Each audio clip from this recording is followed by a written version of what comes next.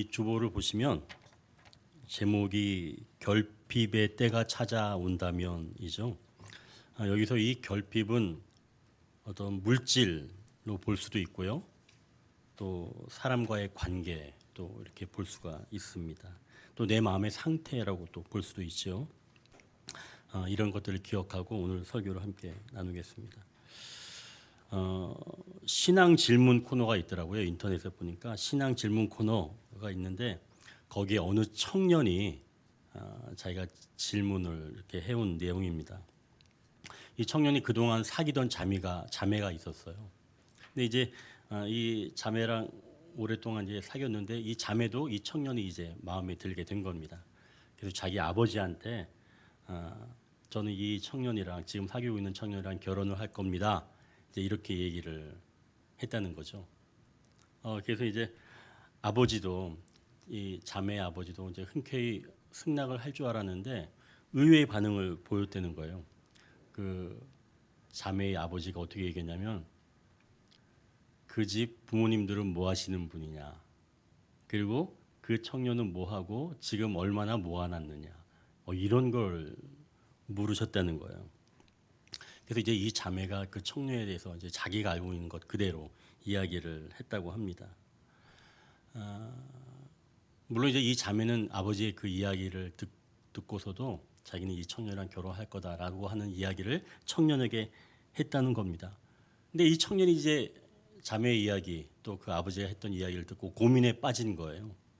근데 제가 이제 그걸 이렇게 보니까 이 청년이 좀 괜찮아 보이더라고요. 그래서 잘 살 것 같은데 아버지 생각은 달랐던 거죠. 근데 보니까 그 아버지도 신앙인이었어요. 근데 신앙인인데 그 청년의 신앙을 물어본 게 아니라 경제력을 물어봤던 겁니다. 환경을 물어봤던 거죠. 그러니까 이 청년 생각한 겁니다. 자기가 나름대로 청년의 활동도 했었고 열심히 신앙생활을 했다고 생각을 해왔고 또 지금 또 그래도 번듯하게 직장생활을 하고 있는데 이제 결혼생활만 이제 결혼식만 올리면 될 것 같았는데 느닷없이 지금 신부 쪽 아버지가 반대 의사를 지금 이야기를 하니까 자기 자신을 돌아보게 된 겁니다. 근데 정말 자기가 내세울 게 없더라는 거예요. 한없이 자기 자신이 작아 보이기 시작을 했다는 겁니다. 한마디로 마음의 결핍이 느껴지기 시작했다는 거죠. 이 청년은 자신의 부족함 그리고 자신의 결핍을 확인하게 된 순간이 찾아온 것입니다. 자, 이제 오늘 우리가 이 본문을 보기 이전에 이 요한복음이 다른 복음서와 어떻게 다른지 또 무엇이 조금 다른지 그리고 왜 결혼식의 이야기를 처음 했는지 이런 걸 조금 더 먼저 좀 나눠보도록 하겠습니다. 여러분 마태복음 1장 1절 한번 찾아볼까요? 이것은 마태복음 1장 거기 보니까 아브라함과 다윗의 자손 예수 그리스도의 계보라 이렇게 말씀하고 있죠. 유대인들에게 아브라함과 다윗 그러면 눈이 번쩍 뜨입니다. 왜 그러면 믿음의 조상이니까요. 자랑스럽게 생각하는 거니까요. 그러니까 이 마태복음은 유대인들이 번쩍 눈에 뜨게 하는 바로 그런 구절로 시작을 하고 있습니다. 그러니까 유대인들의 관심을 또 사기 위해서 마태를 통해서 유대인에게 들려지는 그런 복음서였다는 것이죠. 자, 그렇다면 이제 누가복음 1장 1절은 이렇게 기록되어 있습니다. 이건 제가 읽어드릴게요. 우리 중에 이루어진 사실에 대하여 처음부터 목격자와 말씀에 일꾼된 자들이 전하여 준 그대로 내력을 저술하려고 붓을 든 사람이 많은지라. 이 누가복음은 이성적인 생각으로 예수님의 행적을 알고 싶은 자들, 즉 이방인들에게 들려주는 복음서라는 것을 알 수 있어요. 왜 그러면 우리 중에 이루어진 사실에 대하여 그러니까 이방인들은 정말 그게 사실이냐 아니냐 이런 것들이 궁금했다는 얘기죠. 그래서 누가복음은 이루어진 사실에 대해서 자기가 이제 기록하게 되었다라고 하는 것을 알려주게 된 겁니다. 이건 그러니까 누가복음은 이방인들이 주로 보게 되었다는 얘기예요.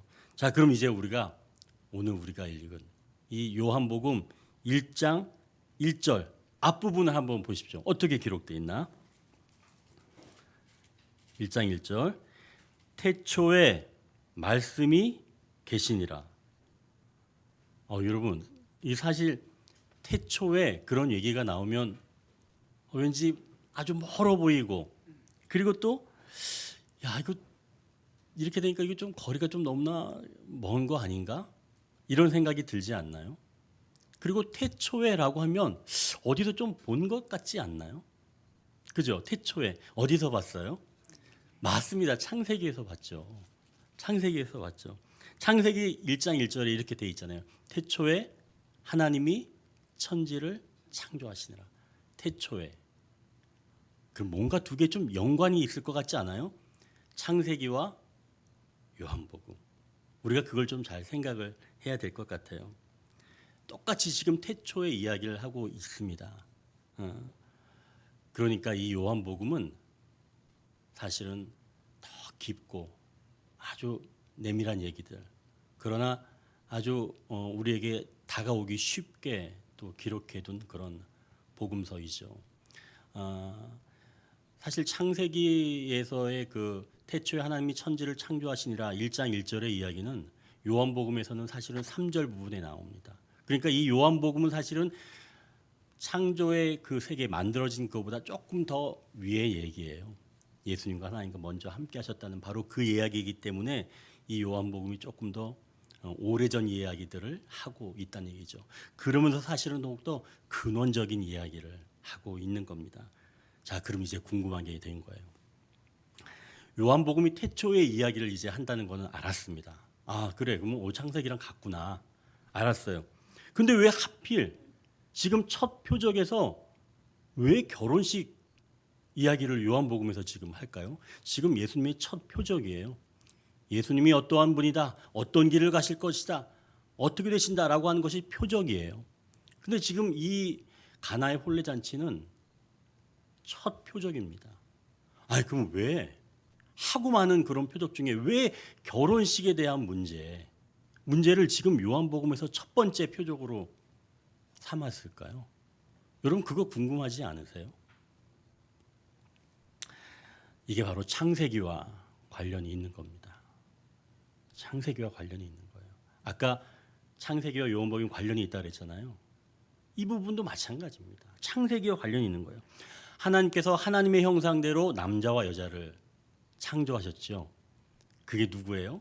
아담과 하와. 그래서 둘이 아름답게 잘 살게 하시라고 하나님께서 그들에게 복을 주셨습니다. 그리고 말씀하시기를 이렇게 말씀하셨어요. 생육하고 번성하여 땅에 충만하고 땅을 정복하라. 그런데 우리가 아는 것처럼 이 부부가 어떻게 됐어요? 미안하게 할 수 없이 얘기해야 되겠지만 완전히 갈라서게 됐잖아요. 죄의 문제 때문에 둘이 싸우게 됐잖아요. 정말 서로 사랑하고 신뢰하며 지지해 주어야 될 그런 부부인데 저 사람 때문에 문제가 생긴 겁니다. 아담은 그렇게 얘기했고 하와는 아니에요. 전 쟤 때문에 그랬어요. 모든 하나님이 만들어 오신 그런 피조물에게 다 책임을 전가하거나 핑계를 대거나 그러한 상황에 된 거죠. 그러면 하나님께서 생육하고 번성하라고 하는 그 부부에게 주신 그 첫 명령, 그게 그럼 온전히 지켜졌어요? 아니죠. 죄로 인해서 깨지게 된 겁니다. 그러면 요한복음에서는 그러면 뭐를 얘기하는 걸까요?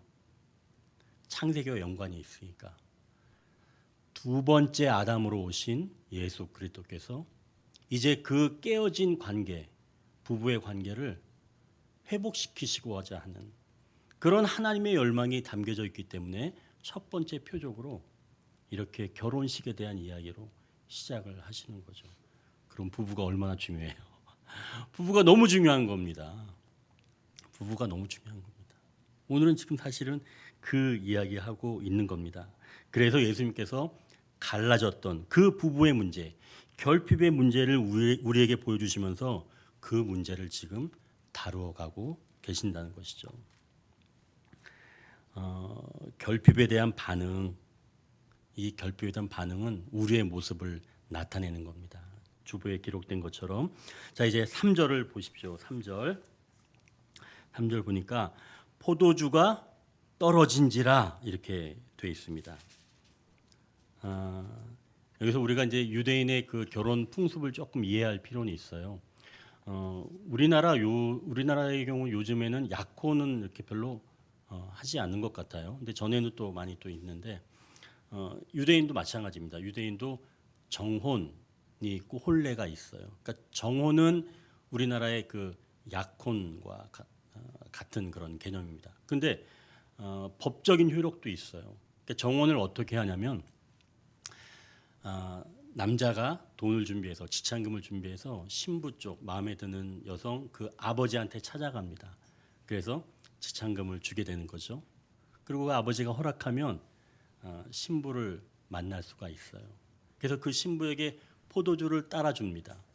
근데 그 신부가 그 신랑 될 사람의 포도주 따라준 걸 마시면 이제 정혼 관계가 시작되는데 거부할 수도 있다고 합니다. 자, 그러면 그걸 이렇게 받아 마셨어요. 그러면 그때부터 정혼 관계가 시작이 되는 거죠. 자, 그러면 이제 그 신랑이 그 여자 집에 머무는 게 아니라 정혼이 되면 이제 다시 자기 집으로 돌아갑니다. 그리고 나서 1년 또는 2년 동안 만나지 않아요. 그러면 그때 남자는 뭐 하냐면 집에 돌아가서 이제 결혼식에서 같이 살 집을 그동안 마련하는 겁니다. 여러분 뭔가 좀 비슷하지 않아요? 바로 예수님께서 이 땅에 오셔서 자신의 생명으로 우리를 사셨어요. 우리를 교회를 신부로 맞아주셨어요. 그리고 다시 하늘로 올라가셨어요. 너희가 거할 처소가 예비되면 내가 다시 오리라. 그렇게 얘기하셨죠. 똑같은 의미예요. 그러니까 유대인도 정혼해서 하고 나서 집으로 돌아가서 신부와 같이 살 집을 마련하고 나서 다시 이제 신부를 찾으러 돌아오는 겁니다. 이제 신부 집에 돌아오는 날, 그러니까 살 집을 마련해놓고 돌아와서 이제 신부에게 들어갑니다. 그래서 첫날 밤을 치르고 이제 나오게 되죠. 그때부터 이제 7일 동안 잔치가 벌어지는 겁니다. 오늘 본문에서 이 내용은 바로 이 7일 동안의 잔치 과정 중에 일어난 사건이에요. 이 잔치 중에 사실은 가장 중요한 게 포도주입니다. 이거 여러분 포도즙 아니에요. 포도주예요. 그러면 이렇게 막 술을 먹고 그렇습니까? 당시에는 그 당시에 또 그 지역에서는 그게 음료와 같습니다. 물이 귀하니까요. 그러니까 그 문화적으로 우리가 이해를 해야 되는 거죠. 우리나라 같은 경우에는 마시면 끝이 없잖아요. 그러나 이제 거기는 문화적으로 이제 그렇다는 거죠. 자, 그런데 지금 그 중요한 포도주가 거기에 떨어진 겁니다. 자, 이때 생각해 보십시오. 신랑 측, 신부 측 얼마나 당황했겠어요. 그렇잖아요. 손님은 다 와서 있는데 7일 동안 잔치하니까 많이 준비를 했을 거 아니에요. 근데 떨어진 겁니다. 서로 이야기하지 않았겠어요? 아니 왜 이렇게 조금 준비했어요? 아니 왜 이렇게 손님이 많이 왔지? 서로 막 이야기하지 않았겠어요? 지금 흥이 깨지기 일보 직전입니다. 그 기쁨의 잔치가 완전히 지금 깨지기 일보 직전인 거예요. 그 양가의 사람들이 서로 지금 얼굴이 울그락불그락한 바로 그런 상황입니다. 여러분 이런 결핍의 문제가 발생하면 요즘 우리 세상은 좀 어떤가요? 어떤 결핍? 예를 들어서 뭐 백신이 부족하다 그러면 어떻게 보통 대하나요? 왜 이렇게 됐는지 진상규명, 그죠? 재발 방지, 책임자 처벌 이런 것들로 우리가 다 이야기하죠. 물론 중요합니다. 이런 결핍의 문제가 생겼을 때 많은 사람들이 희생을 당한다면 곤란하니까 당연히 원인을 알아야 되고 재발을 방지해야 되고 또 미안하지만 또 관련된 책임자들은 또 그에 상응하는 또 책임에 대해서 또 져야 되겠죠. 그런 건 또 당연하다고 볼 수 있습니다. 철저하게 예방을 해야 되니까요. 우리 교회도 사실은 다음 주에 행사를 치르잖아요. 보니까 이게 굉장히 좀 큰 행사예요. 딱 한 번 드리니까요. 그러니까 저도 이제 제가 이걸 준비하면서 또 어느 순서는 누굴 어떤 분이 맡아야 되는지, 또 안내장, 뭐 순서지, 그리고 또 식사를 제공해야 되는데 요즘 또 식사가 안 되잖아요. 그러니까 또 어떤 선물을 준비해야 되는지, 뭐 식사 대용으로. 근데 또 중요한 게 몇 분이 오실지 모르잖아요. 그러니까 이게 어느 정도 이게 준비해야 되는지 잘 이게 분간이 안 가는 겁니다. 넉넉하게 준비한다고 하지만 예를 들어 좀 더 오게 되면 또 부족할 거니까. 그러니까 이 부분이 참 어려운 거죠. 오늘 본문의 이 혼례 예식도 그런 것 아니겠어요? 손님이 얼마나 오실지, 또 오신 분들이 얼마나 먹을지 잘 모르잖아요. 그러니까 정말 중요한 포도주지만 사실은 어쩔 수 없이 결핍이 일어날 수 있다는 겁니다. 어쩔 수 없이 일어날 수 있다는 얘기예요. 그러니까 이거는 누구에게나 일어날 수 있다는 겁니다. 그렇다면 누구를 원망하거나 자책하거나 이럴 일이 아니라는 거죠. 당신이 좀 더 알아보고 했어야지. 뭐 누가 이럴 줄 알았나요? 정말 우리가 예상할 수 없는 일이 일어날 수 있기 때문에 이런 식으로 접근하게 된다면 정말 가장 가까이 있어야 될 바로 그 사람에게 원망과 책임을 묻게 되면 오히려 사랑해야 될 사람이 사랑할 수 없는 그런 벽이 생길 수밖에 없다는 것이죠.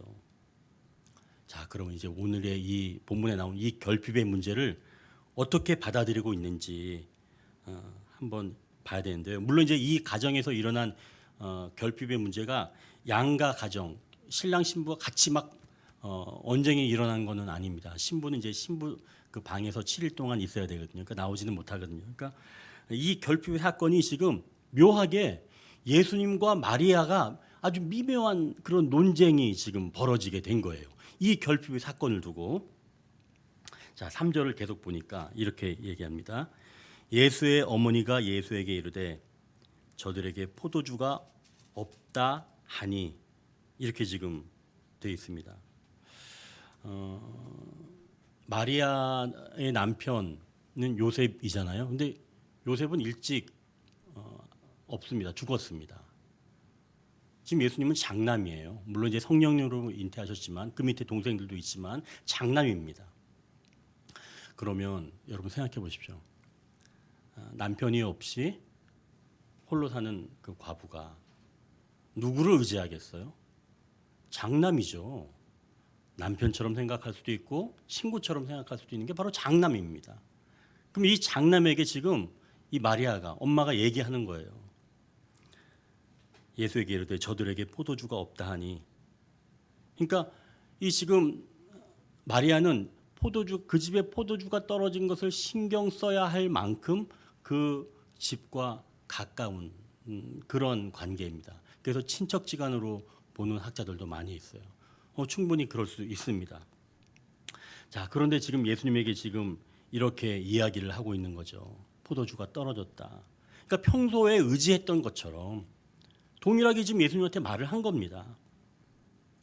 마리아는 혼례 잔치에 포도주가 없으면 기쁨이 이제 완전히 다 사라지게 되니까, 기쁨을 놓치게 됐으니까 늘 그래왔던 것처럼 장남이 옆에 있으니까 평소처럼 지금 장남에게 이야기를 한 거죠.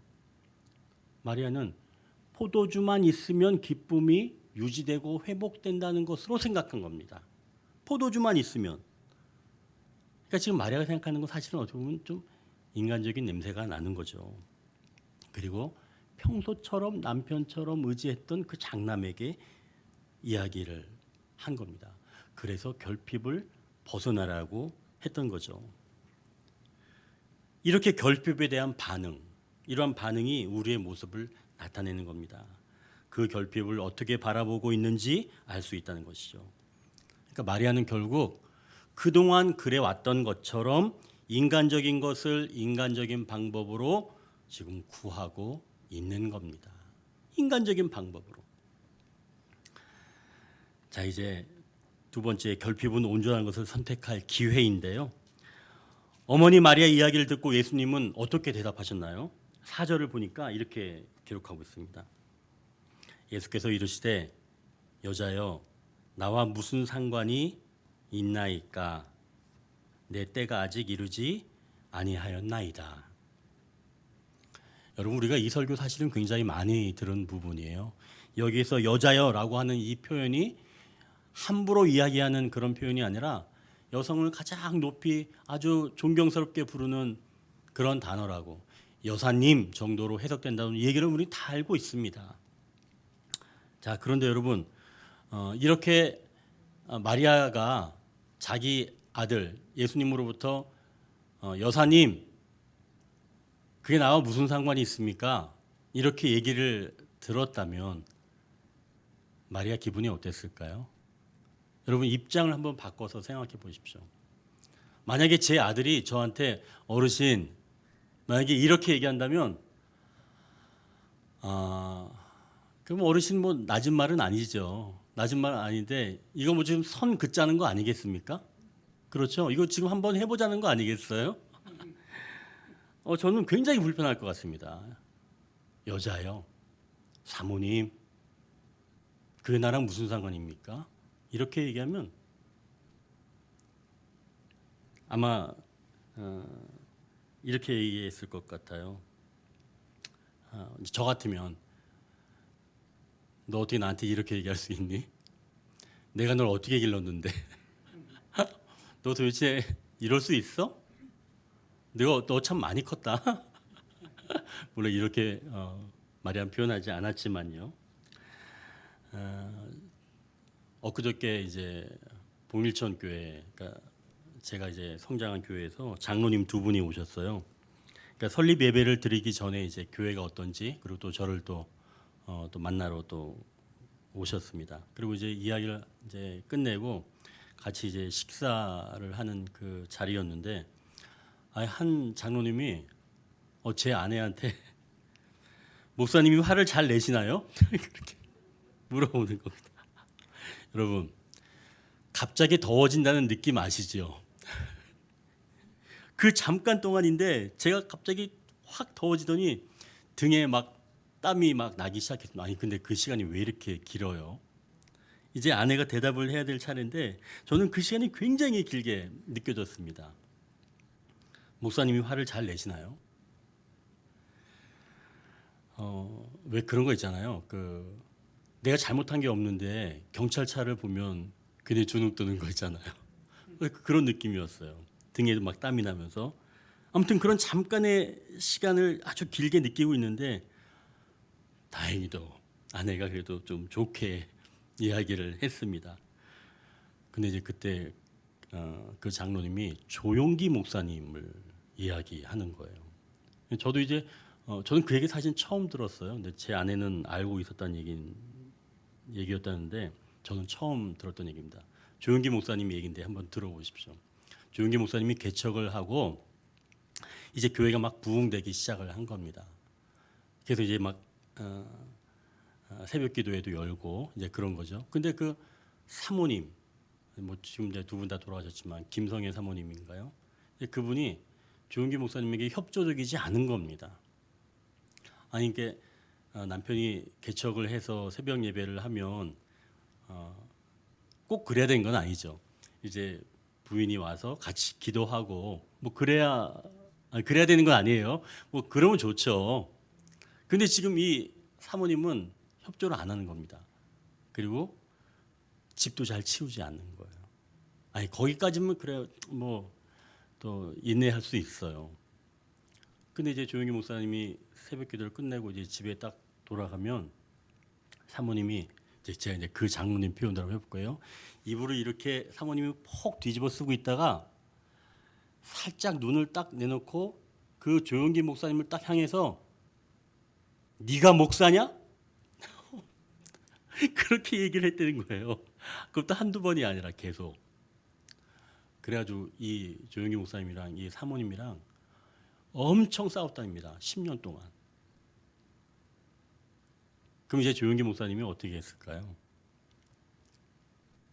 기도했대요. 어떤 기도했냐면 하나님 제 아내를 걷어가 주십시오. 여러분 이런 기도 안 하시죠? 제 아내를 걷어가 주십시오. 이건 거의 끝자락에나 하는 얘기잖아요, 그죠? 그렇게 기도를 하셨다는 거예요. 그런데 이제 어느 날 이제 종교 목사님 새벽기도 딱 끝나고 이제 기도를 이제 하셨어요. 이렇게 제 아내를 하나님 데려가십시오. 저는 이제 더 이상 못 살겠습니다. 제 아내를 데려가십시오. 근데 갑자기 하나님의 음성이 들린 거예요. 그때 야, 그게 네 모습이야. 그게 네 모습이야. 야, 내가 너 10년 동안 네 모습을 보여줬는데 아직도 못 깨달았어? 그게 네 모습이야. 넌 아직도 이렇게 정신을 못 차리냐? 조용기 목사님 얼마나 충격을 받았을까요? 펑펑 울었답니다. 그 새벽 시간부터 오후 시간까지. 왜 안 그렇겠어요? 아내한테 문제가 있다고 그 사람 빨리 데려가 달라고 그렇게 기도를 했는데 그 모습이 바로 너라고 얘기하니까 이 목사님이 기절을 한 거죠. 기절을. 그래서 계속 충격을 받고 눈물로 기도를 했다는 겁니다. 그렇게 이제 오후까지 기도를 하고 나서 축 처져가지고 이제 집에 들어갔죠. 가면 또 이제 대판 또 싸워야 되는데 이제 자기 모습인지 아니까 어깨에 힘이 다 빠졌을 거 아니에요. 그래서 집에 딱 들어갔는데 집이 달라진 거예요. 깨끗하게 치워져 있더랍니다. 놀랬죠. 평소에는 막 엉망이었었는데. 그런데 사모님이 나오시는데 옷을 너무나 깨끗하게 정갈하게 입고 맨날 이불 뒤집어쓰고 있던 사람이 옷을 깨끗하게 입고 정중하게 목사님한테 인사하고 목사님 어서 오세요. 그리고 식탁으로 딱 안내를 하더라는 겁니다. 벌써 식탁에선 맛있는 음식이 준비된 거죠. 그리고 나서야 이제 그 결핍의 과정이 벗어나게 된 겁니다. 다시 본문으로 한번 돌아와서 마리아는 이 예수님이 하신 말에 그렇게 서운하게만 생각하지 않았던 것 같아요. 마리아는 예수님이 어떤 분인지 사실은 누구보다도 잘 알고 있잖아요. 출생도 그렇고 살아온 과정도 그렇고 마리아는 잘 알고 있었습니다. 보통 사람이 아니라는 걸 알고 있었죠. 그래서 누가복음 2장에서는 12살 먹었을 때, 그러니까 예수님이 12살이었을 때 이야기가 기록되어 있거든요. 그러니까 친족들이랑 함께 유월절 예루살렘에 이제 유월절 때 올라갔습니다. 올라갔는데 이제 거기서 그 다 결례도로 하고 있다가 집으로 돌아가는 길인데 예수님이 보이지 않는 거예요. 그래서 친족들한테 서로 물어봐도 다 모른다는 겁니다. 누가 데리고 갔겠지, 누가 데려갔겠지. 근데 예수님이 없는 거예요. 그래서 다시 부모님들이 예루살렘으로 돌아와서 보니까 성전에서 선생님들이랑 이야기하고 있었다는 이야기 우리가 알고 있잖아요. 그때 마리아가 이렇게 얘기했습니다. 예수님한테 아이야 어찌하여 우리에게 이렇게 하였느냐 보라 내 아버지와 내가 근심하여 너를 찾았노라 라고 마리아가 이야기했더니 예수님께서 이렇게 대답하십니다. 어찌하여 나를 찾으시나이까 내가 내 아버지의 집에 있어야 될 줄 알지 못하셨나이까. 마리아는 당시 예수님이 하신 그 말을 완전하게 이해하지는 못했습니다. 마리아는. 그러나 어떻게 했냐면 그러나 마리아는 그 모든 말을 마음에 두었더라 이렇게 마음에 두었던 겁니다. 다 이해하지는 못하지만 그 말을 마음에 잘 간직했었다는 얘기죠. 그래 언젠가는 다른 선지자처럼 예수님도 그런 일들을 할 거야 라고 마음에 잘 담아두었다는 그런 이야기죠.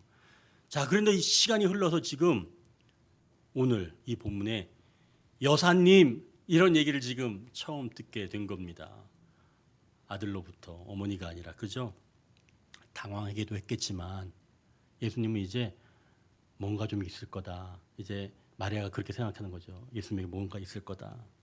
자, 그런데 이제 예수님께서 어떤 말을 하셨나 보니까 나와 무슨 상관이 있나이까 이렇게 예수님께서 이야기를 하신 거예요. 여사님 불러놓고.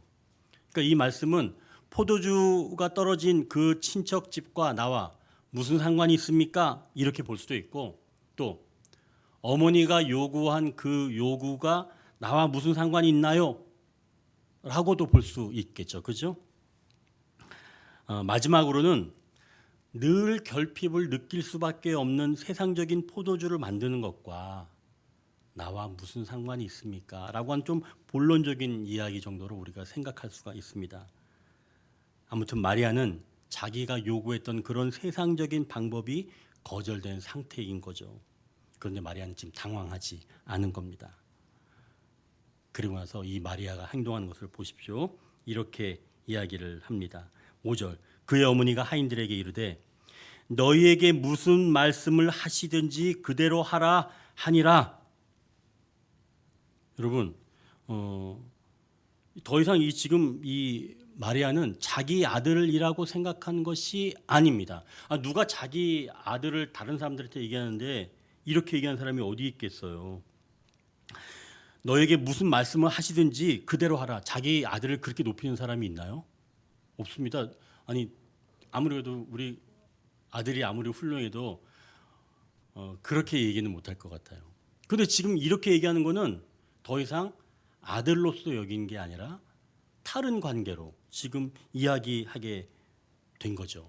완전한 그러니까 이해는 아니었지만 예수님을 선택했다는 것입니다.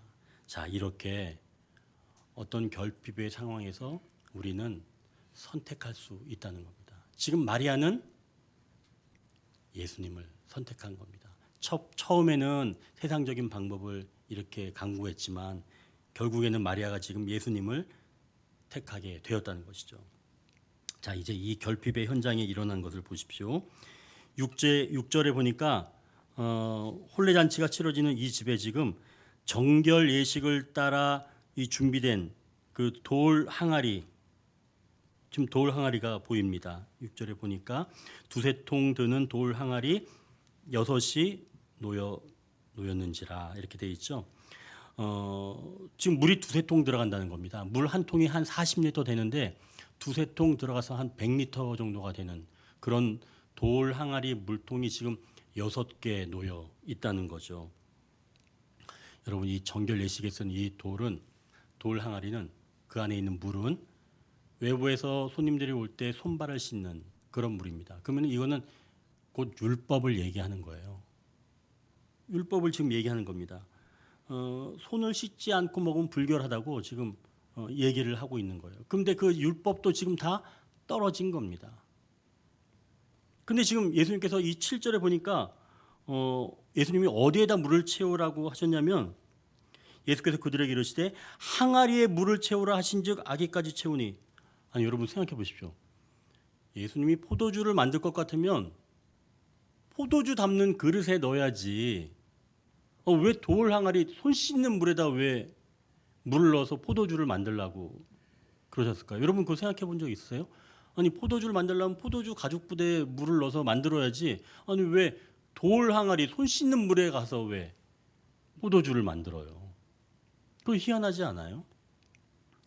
그리고 와서 그 포도주를 보니까 연회장에게 갖다 주니까 너무나 좋은 포도주이다. 너희는 끝까지 이렇게 좋은 포도주를 내는구나. 이렇게 지금 9절에 이야기하고 있는 거죠.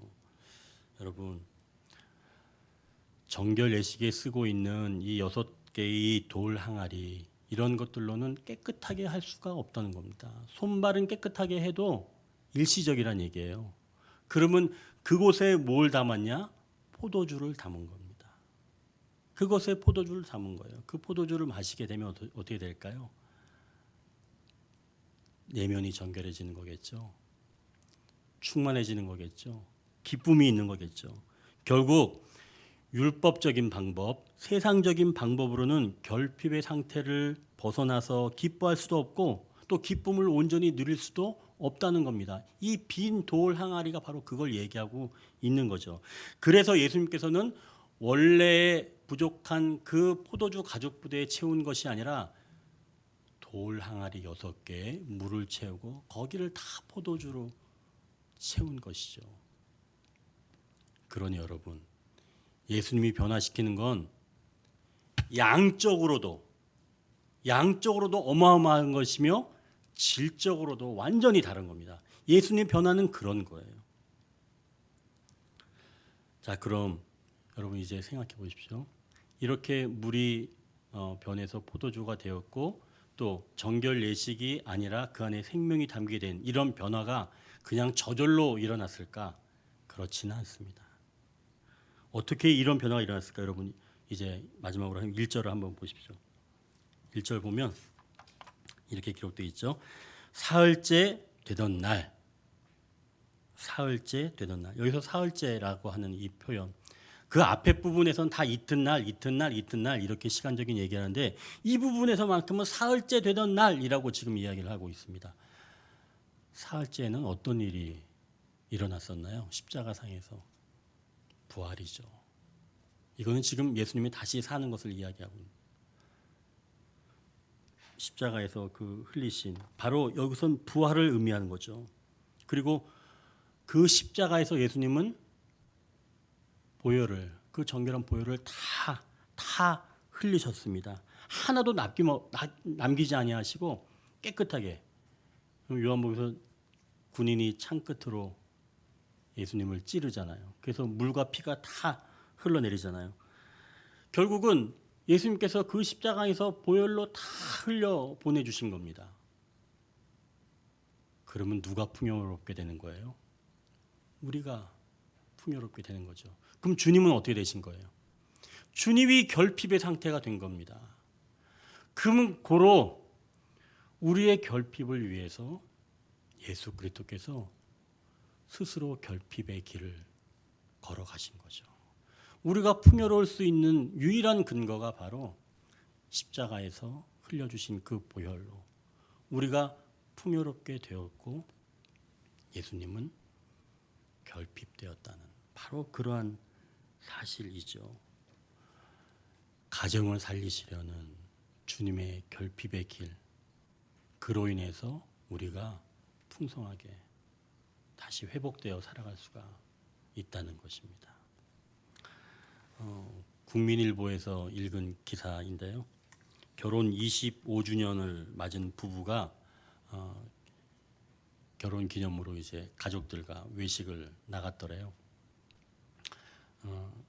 25년이니까 이제 딸도 있고 아들도 있는데 20대 초반의 아이들인데 이제 식사하는 중에 잠깐 남편이 볼일 보러 이제 나갔는데 남편 그 핸드폰에서 문자가 띵동하고 온 거예요. 근데 이제 부인이 이렇게 받겠죠. 봤는데 어떤 문자였냐면 실업급여가 들어왔다는 그런 문자가 딱 오더라는 거예요. 근데 부인이 깜짝 놀랐죠. 아니 웬 실업급여? 남편 직장을 그만둔 거죠. 근데 이야기를 하지 않은 겁니다. 이제 남편이 들어왔어요. 너 그만뒀냐? 그렇게 4번 물어봤대요. 너 그만뒀냐? 근데 남편이 얘기를 하더랍니다. 32년 동안 다녔던 회사인데 정리됐어. 그렇게 얘기를 했다는 겁니다. 언제부터 퇴직 얘기가 있었어? 좀 됐어. 미안해 얘기 못해서. 남편이 얘기 못한 거예요. 아내한테. 아내가 놀랄까 봐. 그랬더니 이제 이 부인이 아내가 이렇게 얘기를 했다고 합니다. 미안할 게 뭐 있어. 그게 당신 마음대로 되는 게 아닌데 나도 어디 알아봐야겠다. 괜찮아. 그러면서 이 한마디를 더 붙였대요. 그동안 잠 못 잤겠네. 저 그 얘기 이렇게 딱 보고 굉장히 가슴이 찡해졌습니다. 그 아내가 그렇게 남편에게 그동안 잠 많이 못 잤겠네. 그렇게 얘기해 줄 때 남편이 참 위로를 받았다는 이야기가 거기 기록되어 있었어요. 하나님께 사랑하신 성도 여러분, 우리는 결핍의 때를 맞이합니다. 어쩔 수 없이 맞이합니다. 물질이든 사람과의 관계든 결핍의 때가 찾아오지요. 갑자기 찾아오기도 하고 서서히 또 진행되기도 합니다. 이 결핍의 때는 상대방의 책임을 묻거나 또 다른 세상적인 방법으로 결핍을 채우는 게 아니라 혹시 이 문제가 나의 문제는 아닌가? 이렇게 한번 또 생각해 보고 또 이 결핍의 상황을 하나님께서 더 온전하게 채우실 것이다 라고 하는 그런 믿음을 가지고 주님을 선택할 때 주님께서는 이미 흘려주신 그 보혈로 우리를 풍성하게 하신다는 것이죠. 여러분, 이제 이 결핍의 때 그런 과정이 있다면 다시 한번 기도로 언덕에 오르시길 바랍니다. 하나님이 온전하게 이루어 놓으신 그 풍요가 여러분들 삶 가운데 충만하게 녹아들기를 주님의 이름으로 축복합니다. 기도하겠습니다.